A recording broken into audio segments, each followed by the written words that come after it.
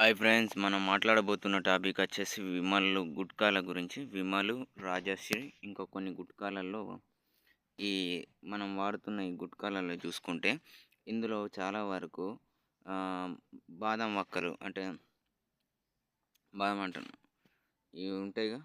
ఈ గుట్కాలు చేసే బీటెల్ నట్టు, ఈ బీటెల్ నట్టును ఇంకా చండ్ర చెట్టు నుంచి తీసినట్టు మా చెక్క పొడి, దీనిని క్యాచ్ క్యాచ్ అంటారు. క్యాచు ఈ క్యాచ్ పౌడర్గా ఈ గుట్కాలో వాడతారు. ఇంకా ఇది ఈ మొత్తం చండ్ర చెట్టు అని తెలుగులో అంటారు. ఇది వశీకరణానికి కూడా యూజ్ చేస్తారు. మంత్రాలలో చేతబడిలో కూడా ఈ క్యాచ్ పౌడర్ని యూజ్ చేస్తారు. ఇది ఇంకోటి వచ్చేసి చూసుకుంటే లైమ్ స్టోన్ అన్నారు, లైమ్ లైమ్ అన్నారు తెలియదు కానీ మొత్తానికైతే ఇది కూడా వాడతారు. ఇది ఎలాచి బిర్యానీలో వాడతారు. అంతేకాకుండా ఆరోగ్యానికి మంచిది. ఇది ఎక్కువగా మౌత్ వాష్ చేయడానికి, ఇంకా మనం నరాలని తేలికపరిచి ఉత్తేజపరచడానికి ఎలాచి యూజ్ అవుతుంది. పుదీనాను ఇది కూడా మింతాల్ అంటారు.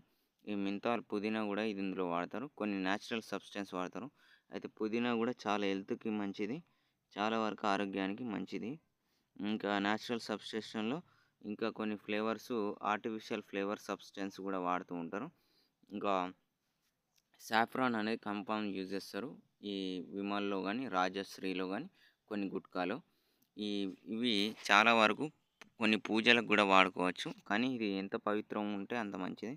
కానీ కొన్ని కంపెనీలు దీనిని ఎన్నో రకాలుగా తయారు చేసేటప్పుడు కొన్ని కొన్ని వేస్ట్ మెటీరియల్ కూడా కలుస్తాయి. సో ఇది పవిత్రం అపవిత్రం తెలియదు కానీ ఇందులో పూజకి సంబంధించినవి కొన్ని ఉన్నాయి.